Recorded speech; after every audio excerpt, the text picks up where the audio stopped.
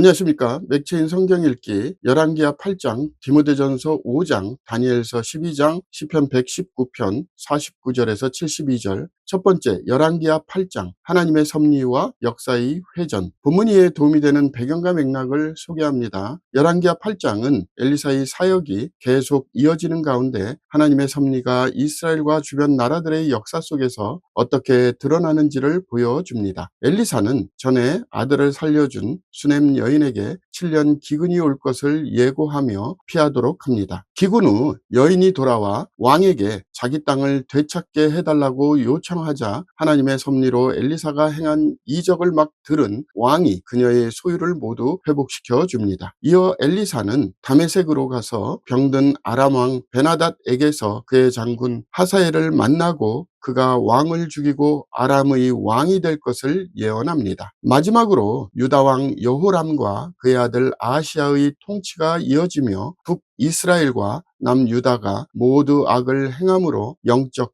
쇠락이 깊어집니다. 본문은 인간의 악과 배신 속에서도 하나님의 계획이 묵묵히 진행되고 있음을 보여줍니다. 본문의 중요 구절을 소개합니다. 열왕기하 8장 12절 13절. 하사엘이 이르되 내 주여 어찌하여 우시나이까 하는지라 대답하되 내가 이스라엘 자손에게 행할 모든 악을 내가 알미라. 내가 그들의 성에 불을 지르며 장정을 칼로 죽이며 어린아이를 맺히며 아이벤 부녀를 가르리라 하니 하사엘이 이르되 당신의 개 같은 종이 무엇이기에 이런 큰 일을 행하오리이까 하더라. 엘리사가 대답하되 여호와께서 내가 아람 왕이 될 것을 내게 알게 하셨느니라 하더라. 본문을 적용하는 데 도움이 되는 가이드라인입니다. 오늘날 우리는 세상의 복잡한 역사 속에서도 하나님의 섭리가 멈추지 않음을 믿어야 합니다. 하나님은 인간의 불순종과 악행조차 당신의 뜻을 이루는 도구로 사용하십니다. 우리의 삶에도 하나님의 손길은 보이지 않게 일하고 있습니다. 그분의 주권은 흔들리지 않습니다.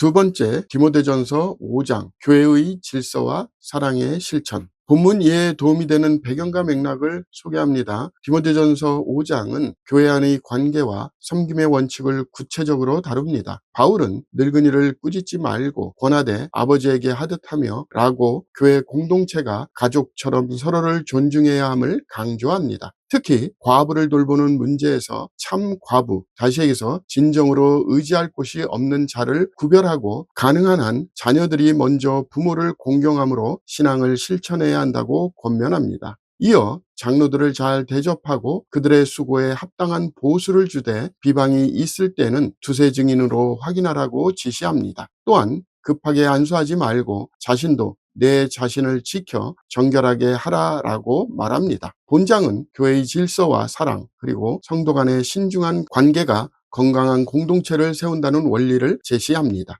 본문의 중요 구절을 소개합니다. 디모데전서 5장 17절 18절. 잘 다스리는 장로들은 배나 존경할 자로 알되 말씀과 가르침에 수고하는 이들에게는 더욱 그리할 것이니라. 성경에 일렀으되 곡식을 밟아 떠는 소의 입에 망을 씌우지 말라 하였고 또 일꾼이 그 싹을 받는 것은 마땅하다 하였느니라. 본문을 적용하는 데 도움이 되는 가이드라인입니다. 오늘날 우리는 신앙을 말로만 아니라 사랑과 질서로 나타내야 합니다. 교회는 세상의 기관이 아니라 가족입니다. 진정한 신앙은 연약한 자를 돌보고 공정함과 존중 속에서 관계를 세우는 것입니다. 하나님은 질서와 사랑이 함께 있는 교회를 기뻐하십니다.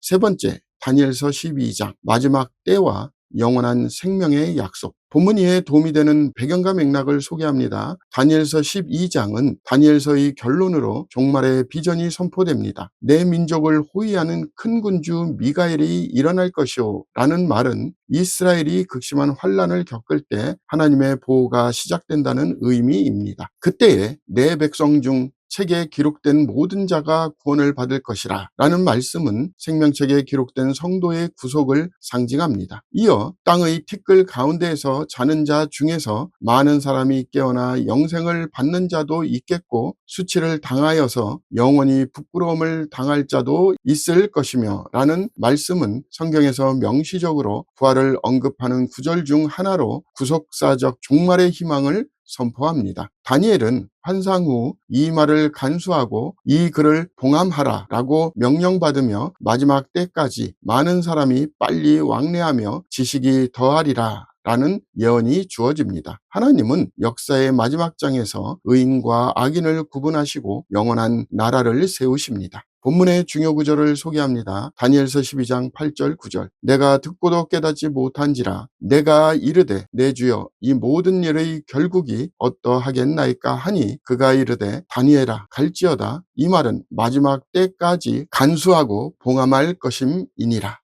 본문을 적용하는 데 도움이 되는 가이드라인입니다. 오늘날 우리는 이 땅의 삶이 끝이 아니라 영원한 나라로 이어지는 여정임을 기억해야 합니다. 하나님은 죽음 너머의 세계를 주관하십니다. 부활의 소망은 고난 속에서도 믿음을 지탱하는 힘입니다. 우리의 현재는 영원을 준비하는 시간입니다.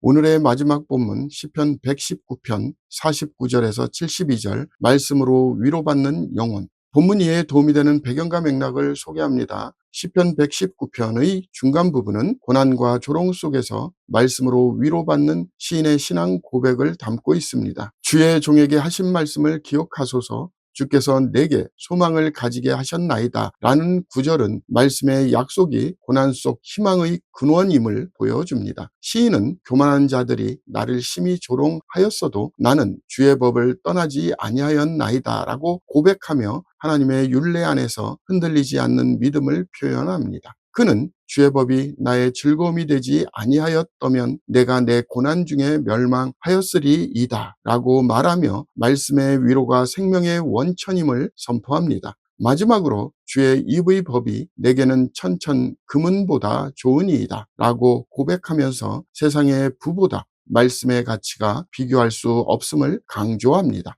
본문의 중요 구절을 소개합니다. 시편 119편 66절 67절 내가 주의 계명들을 믿었사오니 좋은 명철과 지식을 내게 가르치소서. 고난당하기 전에는 내가 그릇 행하였더니 이제는 주의 말씀을 지키나이다.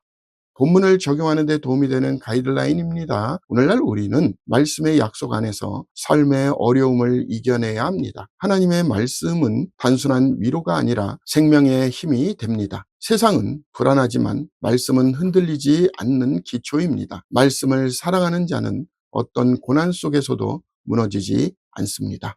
감사합니다.